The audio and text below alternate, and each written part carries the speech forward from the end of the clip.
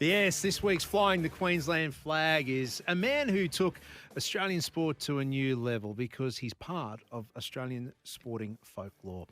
Doing a Dubler. It's now part of our lexicon after the men's decathlon at the Tokyo Olympics. Cedric Dubler, and now a two-time Olympian, he sacrificed his own performance to help a mate. He dropped back in the 1,500 metre, the final race of the decathlon, and he was urging and yelling and swearing at training partner Ash Maloney, pushing him to bronze. So the boy from the Gap who had a choice of sports at his disposal when he was a kid, he ended up settling on 10 of them, has made plenty of sacrifices along the way, and now he's here in the studio, ready to make some more sacrifices. Some of those sacrifices involving Pokemon cards. We'll get into that in just a moment. But Cedric Dubler, very good morning to you. Good morning. Flying the Queensland flag. You're about to head overseas to do that in Europe. What do you do to fly the Queensland flag internationally? How do you bring that Queensland spirit to the table? Well, it's all about following the Queensland teams and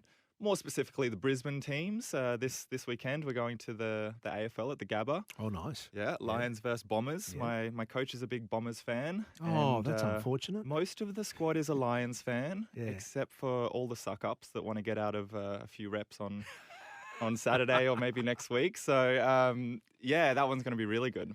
So when you're overseas, you follow the AFL, you try and tune in or at least see the results when they're playing and just following the results. Yeah. I've been getting into it more and more. As a kid, I didn't watch sport and I didn't really have any teams to follow. And over the last few years, been kind of getting into it more. So the Lions, the women Lions as well, used to live 2 doors down from a bunch of them. So part of the AFLW team. Yeah. Exactly. Okay. Yeah. So been to a few of their games as well, and that's what I'm doing to fly the Queensland flag. All right, Cedric, as a kid who didn't follow sports as a kid, how then do you get into doing, well, not just one, but 10 of them and representing Australia and winning medals overseas? How does that happen? I don't know. I guess that was the thing, is because I wasn't sitting in front of the TV as a kid, I was out on the street kind of riding my bike, creating dodgy little jumps for myself and in the living room creating gymnastic apparatuses and all sorts of stuff. So I was out there doing all these different sports. And then it was after seeing Steve Hooker at the Beijing Olympics win gold in the pole vault. Yeah. I turned to Mum and I said, Mum, I want to do that. That looks fun. And she took one look and said, absolutely no way. That's way too dangerous. But as we do as young kids, we can be pretty persistent. And eventually she said yes. And she found me a coach.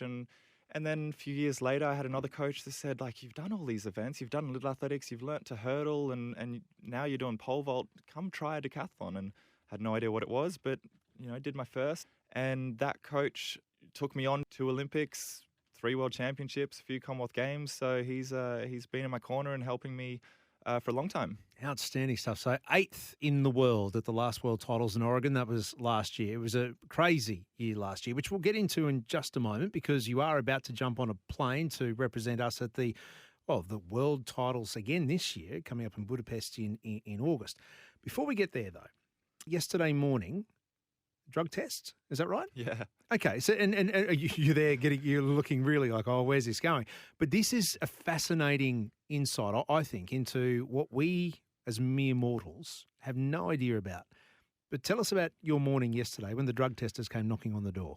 The townhouse that we live in doesn't have a doorbell. So first thing I do when I moved in was I had to kind of make a doorbell, and it goes straight into my room because if the drug testers can't get a hold of me at 6 o'clock in the morning, between 6 and 7 o'clock in the morning, which is my allocated, have to be at home, they have to be able to access me and do the drug test.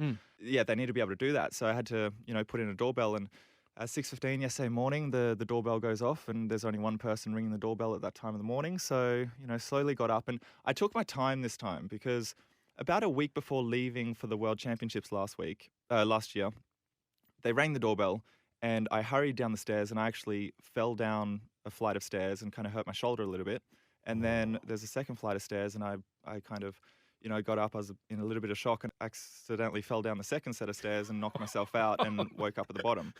Oh, what? That knocked yourself out? I don't remember the tumbling. I just kind of remember coming off the last step and hitting the bottom. And so I think I knocked myself out. And so I took my time in the morning to make my way down the stairs. But I recorded a PB because I'm one of those weird ones that I don't have to pee first thing in the morning. And so usually they come and they get settled and we have a good chat and I make myself a cup of tea and start drinking water and all that sort of stuff. But yesterday I set a PB for my fastest ever drug test. So they knocked on the door at 6:15, and then by 6:46 everything was signed, the papers were done, drug test was done, and they were off again. So, PB at 6 o'clock in the morning yesterday. PB for doing a peewee yeah, okay. What I a don't good know way where to it's start going with the that. day. Yeah. Great start of the day, and what an omen heading into a world championship year.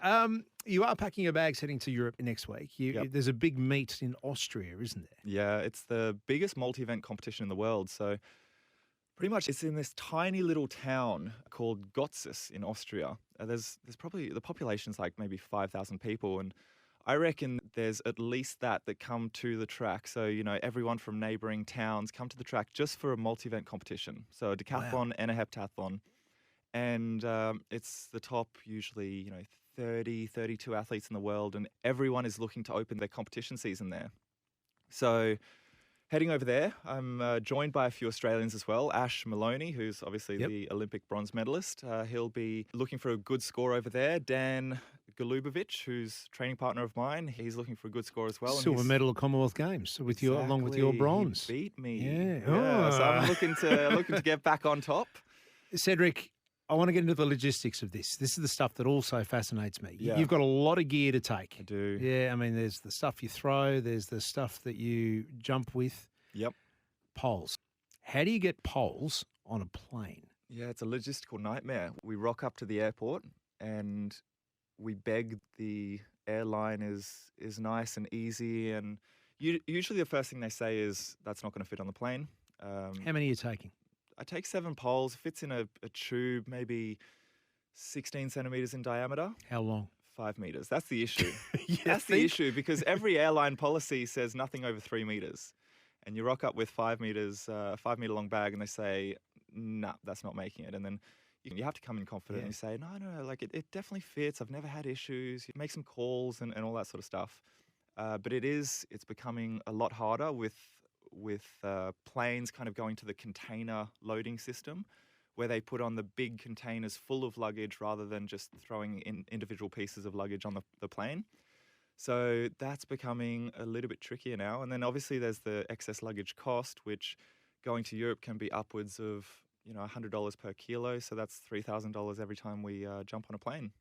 That's almost the price of another ticket. It is. And actually what we did a few years ago is, instead of paying for the excess luggage, we flew a training partner over with us. And we said, you're going to live out of a backpack, you carry on for a week, and your luggage is the poles, and you can be our Really? our assistant coach while we were over there. But he had a great time. Yeah. I think he's a big decathlon fan. He had kind of heard about this competition and free flight to Europe, and then got to experience it. He was all for it. All right. Training the amount of times that you do a day, that's your full-time job. Yep. At training. Yep. So it doesn't really allow you to do another job that you'd actually get paid for. How do you get money in to pay for 2 plane tickets when there's only one of you really going to compete? And what do Pokemon cards have to do with it? Here we go. So, well, to my job now, I would say is I do some public speaking. So, keynote events and panels and Q&As and all that sort of stuff. I really enjoy that, and that's been a lot of fun. But Pokemon cards is something that I started during COVID. Yeah. And Pokemon was kind of coming through. The cards were becoming collectible items.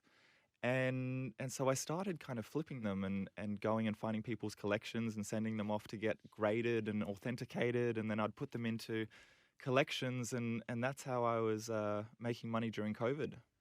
How much money would you make trading Pokemon cards? Well, I think the most expensive set I sold was about $10,000. Really? Obviously, I had to put a bit of money to buy those cards and get them graded and all that sort of stuff. But yeah, it was... I think some of the most expensive Pokemon cards can be upwards of $1 million now, getting close to at least, yeah.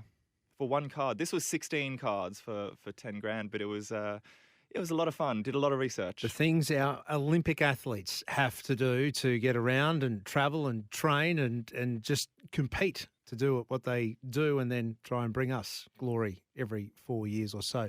Cedric, stay with me. I've got to take a quick break then, and we'll ram home the end of the show with you, the way that you will do like you did in the 1500 in Tokyo. Host Plus has been named Super Rating Super Fund of the Year for 2023. That's a plus. Issued by Host Plus Proprietary Limited. Check the PDS and TMD at hostplus.com.au. Mornings with Ben Davis. All right, time to drive it home. Cedric Dubler, my guest in the studio. Cedric, big year coming up in 30 seconds or less. What's it look like? I know we've got the news to get to. So, look, head over to Austria in a week and a half. I'm there for about a month doing a training camp afterwards. Then I'll be back for 6 weeks, which is 2 training blocks, and then back again for the World Championships, which is in Hungary at the end of August. Let's touch base when you're over there. I'm going to wake you up, not like a drug tester. Look, thanks for your company today. We'll catch you tomorrow from 9.